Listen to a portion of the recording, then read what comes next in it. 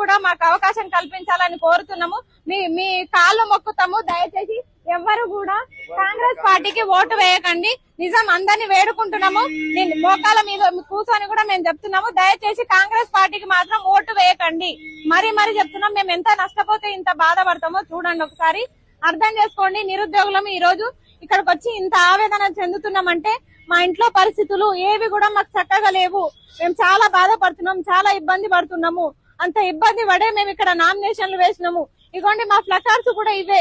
మొత్తం ఉద్యోగాలు అమ్ముకున్నారు. జీవో 29 చెప్పేసి. మీకు అంటే మీరు పెద్దవారు కాబట్టి ఇవి మీకు అర్థం కాకపోవచ్చు, కానీ ఇవన్నీ మాకు తెలుసు.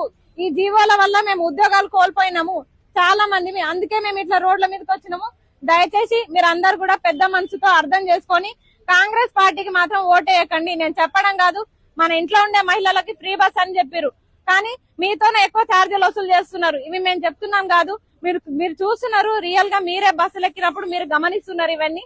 దయచేసి ఇవన్నీ మేము చెప్పడం కాదు, ఒకసారి మీరు పెద్దలు గమనించండి. ఎట్టి పరిస్థితుల్లో కాంగ్రెస్ పార్టీకి ఓటేయకండి. ఒకప్పుడు కాంగ్రెస్ పార్టీకి ఓటేయండి, గెలిపించండి అని మేమే నిరుద్యోగులం అందరం కూడా వెళ్లి అందరికి ప్రచారాలు చేసినాము, బస్సు యాత్రలు చేసినాము. కానీ ఈ రోజు మమ్మల్ని పట్టించుకోని పరిస్థితి. మేము ఎవరికి చెప్పుకోవాలో అర్థం కాక ఇలా రోడ్ల మీదకి వచ్చి మనమే చెప్పుకోవాలి కాబట్టి మేమే వచ్చినాము. దయచేసి అర్థం చేసుకోండి అందరూ. మీకు దండం పెడతాం చేతులేసి. కాంగ్రెస్ పార్టీకి మాత్రం ఓటేయకండి.